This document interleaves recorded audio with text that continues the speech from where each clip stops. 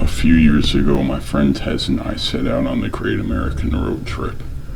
We were going to drive from New York to Los Angeles and zigzagging through the country for 6 weeks. We were both in our early 20s, pretty broke, and as my mom had been a long-haul trucker, I suggested that we save a ton of money. We should sleep in the back of our hatchback. It was a pretty cozy setup. We bought some blankets and sheets at Goodwill and cut one of them up to make curtains. By the end of the first week, we'd gotten so we could set up camp in about 10 minutes, luggage moved to the front, curtains up, bedding laid down, and out for the night. We slept in parking lots, free campsites, rest areas, basically anywhere it seemed safe and semi-legal. There was never a night where we felt scared until the last week of the trip in Arizona. We were near Flagstaff and had gotten pretty used to our routine. We didn't go on a set schedule and would never drive more than 3 or 4 hours a day. No destination really in mind outside a few must-see landmarks. We drive to places we found the night before on Google and take suggestions from other campers, locals, and people we met. We'd also gotten very good at making friends. We went to Denny's with a group of rednecks we met at a campsite in the back of their pickup because I got hungry and overheard them saying they were going to go. We met an 80-year-old cowboy who took us out drinking and taught us to line dance at a country bar. We played the guitar with some musicians in the middle of a thunderstorm, got fed breakfast and dinner by tons of campers who invited us to hang out with them. Spent the 4th of July with a family who basically adopted us into their campsite. Basically every encounter we had with a stranger was a positive one. This night didn't look to be any different. We found a free campsite on Google and I drove up into the woods following our GPS. We were pretty far out of town and something seemed a little bit off when we pulled up to the campsite. There was one RV parked and 2 cars further up in the trees. We pulled up near the RV and a man opened the door. Tez waved hello and he just stared at her. His expression was completely blank. Then, as if she hadn't said anything, he just slowly closed the door again, staring at us the entire time. Figuring he wanted some privacy and thought we'd be obnoxious, we pulled further down the road and found a flat spot to park the car. Instead of our usual routine of setting up camp immediately while it was still light out, we goofed around for a while, smoking and laughing and taking dumb photos of ourselves. Tez pointed out a campfire further down the campsite and we decided to go be friendly. We met so many cool people in the previous 5 weeks by just going up and offering beer or just chatting. So we wandered over. Near the campfire there were 2 men, the owners of the cars we'd seen earlier. They seemed friendly and we sat down to chat with them.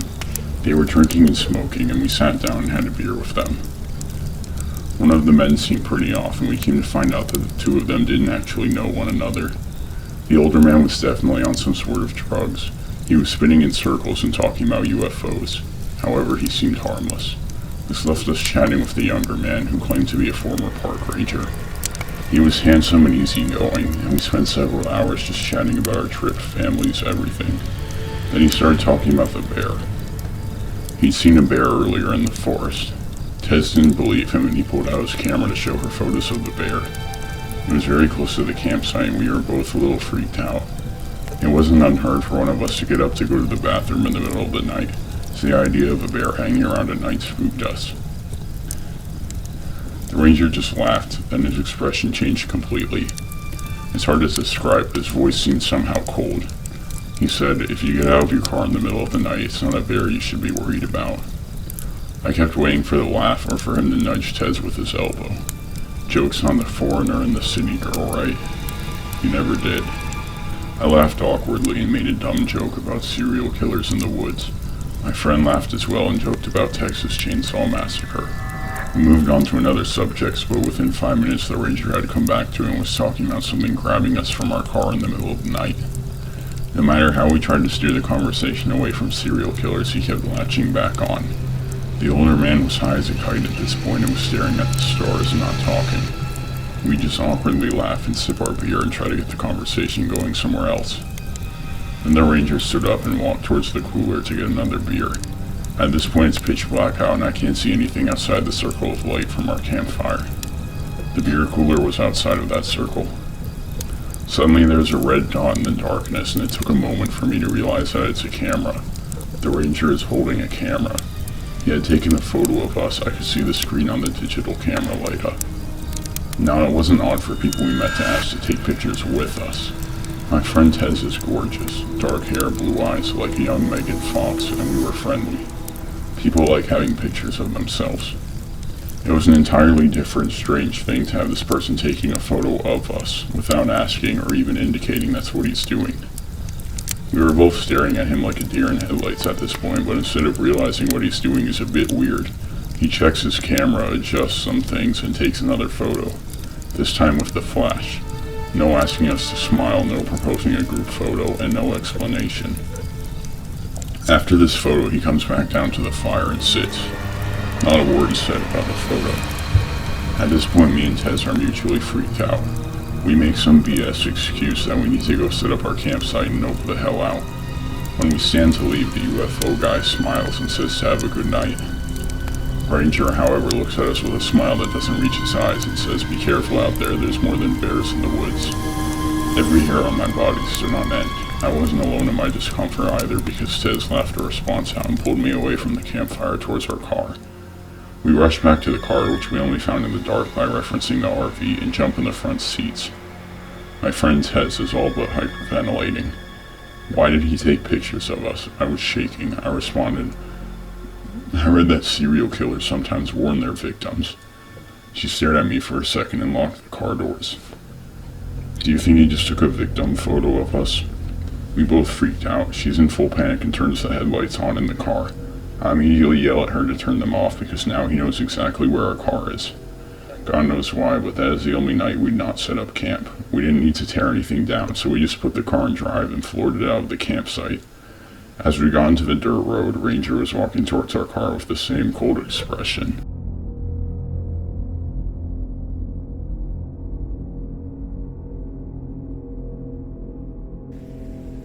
My husband and I love to go driving. We prefer road trips, but on the weekends or nights when we have nothing better to do, we go cruising and just drive around. We prefer smooth and not busy roads. On this particular night, we were bored and decided to go cruising. We went up north to a small town about half hour from the city where the roads are curvy and smooth.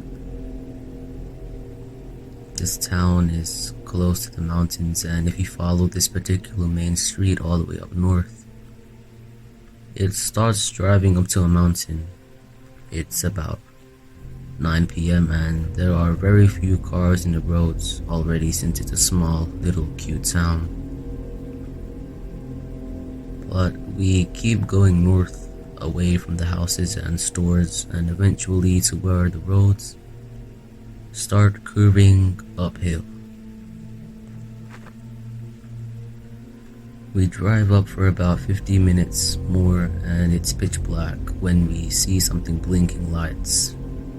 As we get closer, we see that a truck is on the side of the road facing us. I'm getting the chills thinking about being all the way out here in the middle of nowhere and a stranded truck on the side of the road. As he slowly approaches closer, I tell my husband it's probably for the best to turn back and that I had a bad feeling, but at this point we are pretty much to the truck. As he pulls up next to the truck, a young blonde guy, maybe in his late 20s, comes around and gets next to our window. I get such a bad vibe by this and I tell my husband to not put the window down. I think he also gets a weird feeling, so he actually listens. He kinda just loudly asks what's wrong with the guy. And the guy just says something wrong with his truck and he might need a hand. His phone is dead. My husband asks what happened, but the guy insists on showing him to come take a look. He says it's very friendly and even calls him bro and says he's so glad we pulled up. My husband says, "You know what, I won't be much help. I know nothing about cars, but let me call for help." But in fact, he knew a lot about cars. The guy is insisting and gets visibly upset. I'm looking back at the truck and I thought I caught movement inside of the truck. I tell my husband that I think we should go. Now. He probably saw the look of fear on my face because he put the car in reverse, but as he did, that guy is now behind our car, acting stressed out, rubbing his face and kind of pacing. So my husband decides to go forward instead. Then we drive up for maybe 2 minutes trying to find a place to turn around since the road is so narrow. The road turns to dirt road and there's a little more space on the side, so he is able to turn the car around. I am dreading going back that way now, and our phones have no signal at all. In my mind, I know that this all could really be someone with car problems. Maybe a friend is in the truck too. He never said he was alone. I just can't help the bad feeling in my gut. We soon reach the area where the truck had been, but there is no truck at all. We drive down maybe another 5 minutes, but no trace of a truck. And we are sure we have passed the place where it had been. Like I said, we didn't drive up too far to begin with. I am both relieved and terrified that the truck was no longer there. If it really had broken down, how did they get it working in such a short time? Calming myself down, I'm telling my husband, hey, maybe they really did get it to work. Maybe it turned on all of a sudden and they were able to dry off. Suspicious, but not impossible. As we keep driving, though, and the roads are straightening out, we notice far off the truck with all the lights off, and park to the side again, and we notice movement in the bed of the truck. I said out loud, why did they turn off the lights? I think they think we are still too far away to see them, but we see two figures get on the other side of the truck, crouch down as if hiding. We get closer, and my husband floors it. As we drive past, two men get up. One of them, the guy we had spoken to, and someone else with a very surprised look in their faces. One of them runs behind us for a bit, and we see them get tinier in the back. I keep looking back terrified, but it's dark back there now. And all of a sudden, I see the headlights turning on in the truck and start driving our direction very fast.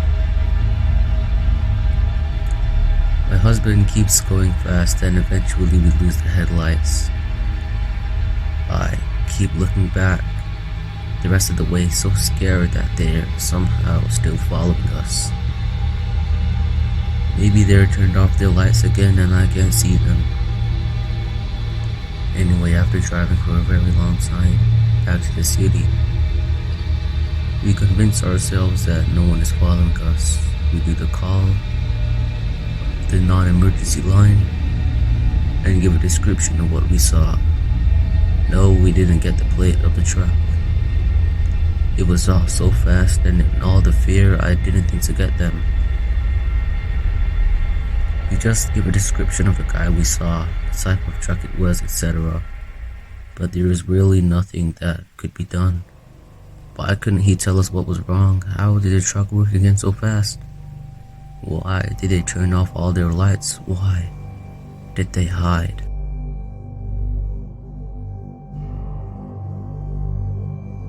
I never thought to share this story here, but a few months ago I posted about it briefly in another subreddit and everyone suggested I share it here also. Some of you may have seen it the last time I shared it. It was summer, I believe the day after the 4th of July, and my husband and I were in the middle of a cross-country road trip. We were driving through Texas, and for any of you who have driven across the entire state of Texas, you know that it is very long and very barren. Sometimes we'd go for hours without seeing anything at all, and the towns we did pass through didn't consist of much more than a rusty old gas station and a few dusty little houses. Looking out the window, you would swear you were just driving through the same 5 miles of desert again and again and again. I started getting a headache, and my husband suggested I take a quick nap to get rid of it. I remember allowing myself to doze off as I watched the beautiful colors of a desert sunset. The slowing of the car woke me up, and the first thing I noticed was how dark it was. I believe it was around 10 p.m.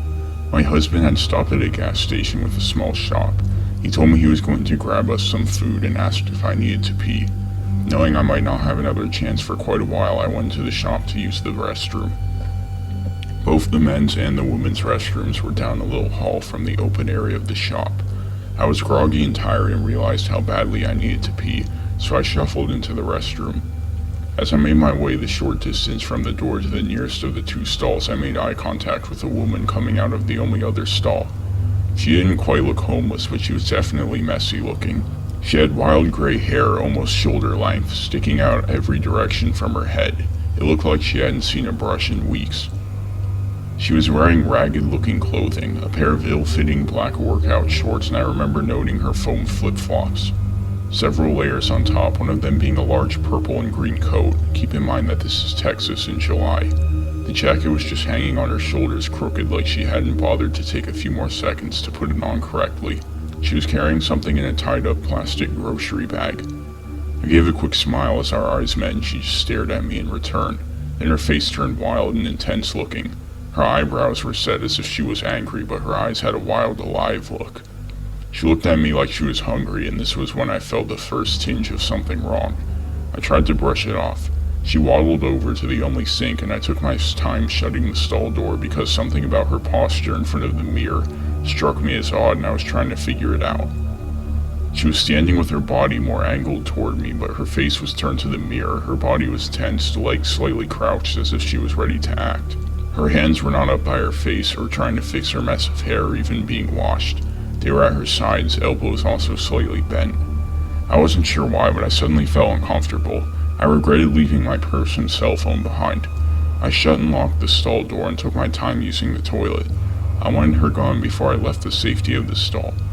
I stayed there long after I had finished, but the woman was still there, so I waited longer. Finally, I heard the smacking of her flip-flops as she made her way to the door. I heard it open and then slam closed. The door was pretty heavy and had slammed the same way when I entered. I stayed for a moment and allowed the wave of relief to wash over me before I reached for the lock, then paused, fingers only an inch from the lock. I stayed silent as I could manage to confirm what I had just thought I heard. Yes, breathing. The woman had only pretended to leave. At this point I was scared and confused. Why had she tried to trick me into thinking she left only to stick around and be as quiet as possible? I knew something was very wrong, so I stayed in the stall even longer, and this time it must have been at least 20 minutes. But I had no way of knowing for sure. I could tell from the direction her breathing was coming from that she had positioned herself in the far corner, right next to the door, far enough that I couldn't see her feet. Finally I heard her leave. This time I waited a few minutes to make sure she hadn't tried her trick again. I slipped out of the stall, quickly washed my hands, and rushed down the hallway to the store. It was pitch black outside and I had no idea where she was. She couldn't be far. A large man was checking out at the register, so I waited near a window display until he left the store and quietly slipped out the door behind him. Sure enough, crouched right outside the front door was the woman. She seemed surprised as she stood and turned away, walking quickly around the side of the store. My husband was waiting in the car and asked me if I was okay since I had taken so much longer than usual, and I said I would tell him all about it once we were away from that store. The Redditors that previously read about my experience had many theories, but the 2 most common were that she was a druggie who wanted to mug me, or that she worked with sex trafficking. I'm open to any of your theories. I tried to see if there was anything in the news from around that time, but I couldn't figure out exactly where we were when this happened.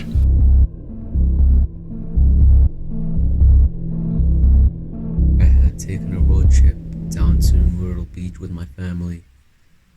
It was myself, my mother, my sister, her husband, and their 2 kids.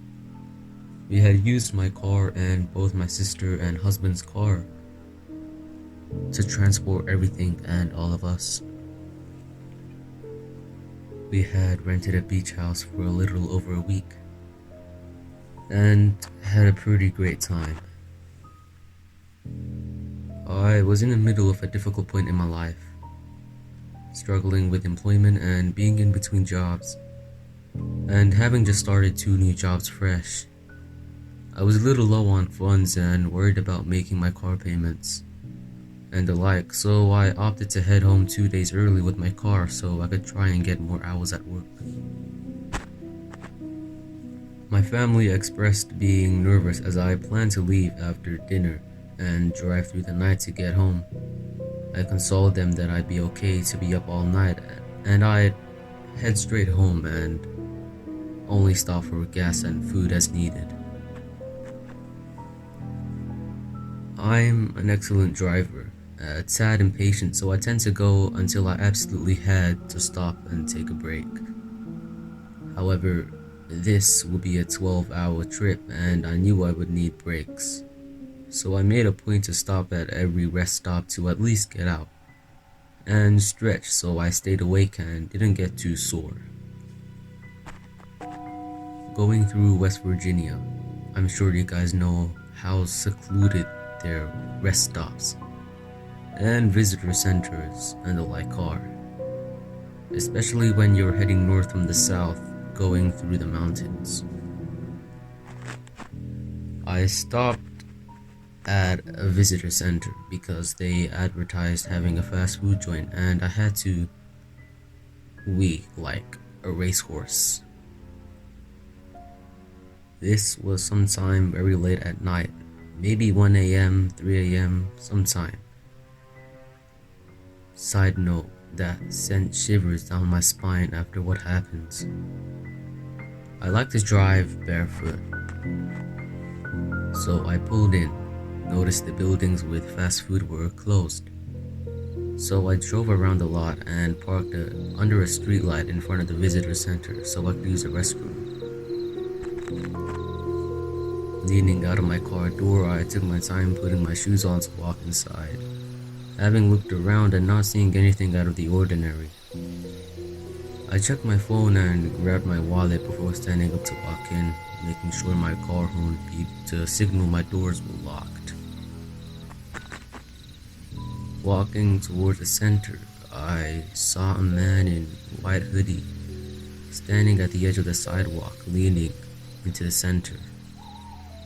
I didn't think much of it until I passed him and got an off vibe. I glanced over my shoulder and he was watching me walk in.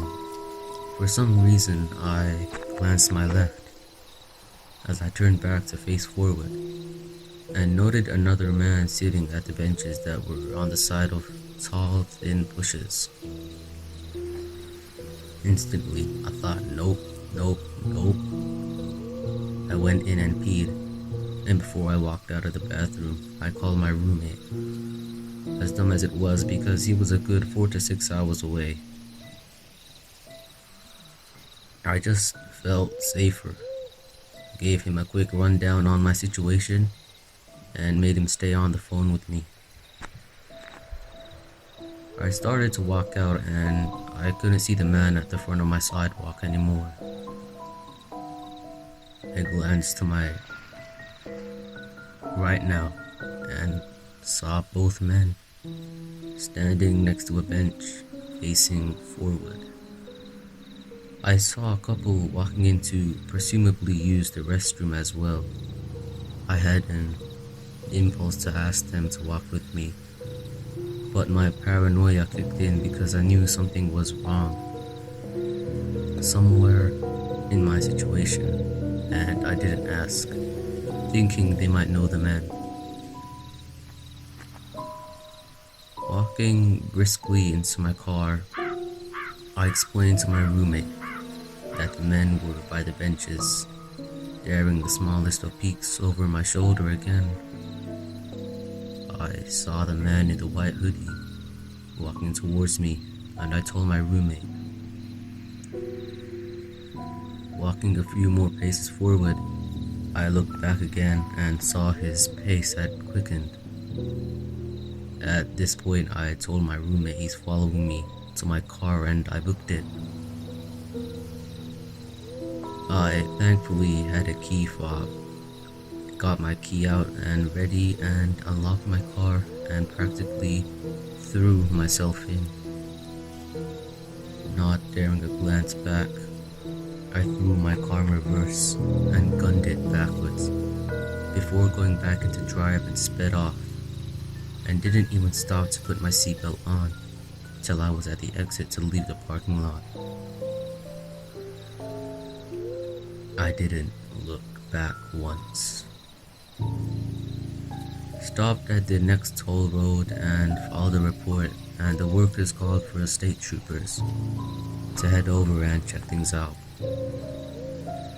I didn't stop shaking for hours, and I refused to get out of my car till I was home.